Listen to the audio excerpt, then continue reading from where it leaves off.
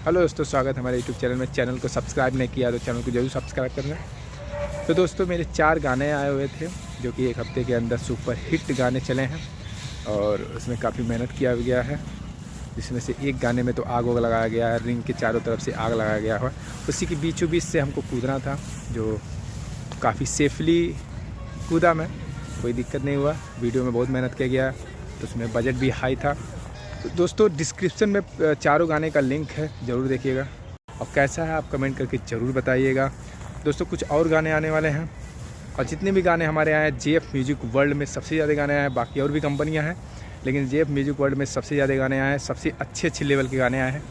और चैनल को ज़रूर सब्सक्राइब कर लें, क्योंकि और भी गाने आने वाले हैं। जो हमारे जेपी है जेपी एक फॉर्मेट का नाम है, लेकिन जेपी उनका जयप्रकाश यादव नाम है, जो कि हमारे वीडियो के डायरेक्टर हैं।